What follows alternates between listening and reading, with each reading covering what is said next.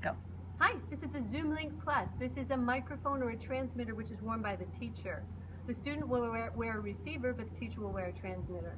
This is a lavalier. It fits around the neck. You want it close to your mouth, all the way up here. The big thing about a transmitter or a microphone is to be appropriate in the way you put it on. If you put it on with a negative feeling, then the student will internalize that negative feeling.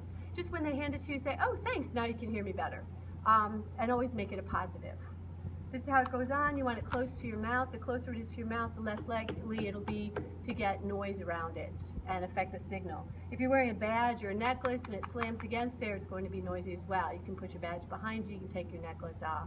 If it's way down here, you're going to hear clothes and body noise. You're not going to hear the speaker speaking. So the closer to your mouth, and this is the gesture we use for our students, so they know if they go like this to you, then you know you need to pull it up a little bit. The Zoom Link has 3 different settings, hence it's called Zoom, because there's a zoom setting where you zoom in and zoom out. Turning it on is easy. It's a long press on the back, 1, 2, 3, 4, 5, and now the lights are on, you know it's on. That's the channel 80. When you turn it over, these are your settings. This is your micro zoom. The zoom's very small, it's very directional. You're just hearing the teacher in front of you. A mini zoom here is kind of the middle. And then this final one it's omnidirectional, meaning you're hearing all the way around.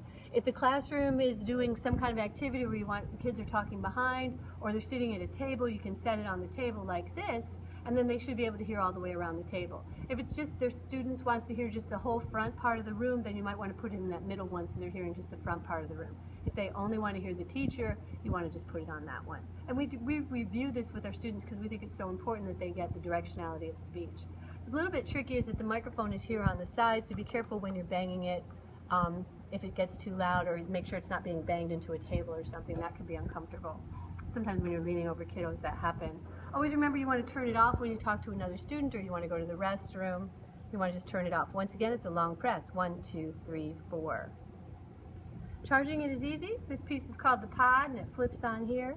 And then this piece here can charge it into your computer. When you use the computer, it's a quick charge. So if in the middle of the day, all of a sudden you realize you didn't charge it and you're running out of charge, pop it into your computer real quick. You should be able to charge it within an hour. This is more your overnight charger. It's the same thing. Slide it in and then just plug it into the wall. As I said, once again, it's really important. Your response to wearing it is all about how a child perceives it being worn. So if you're positive, then they'll be positive too. So once again, slide it on, slide it up, and you're good to go.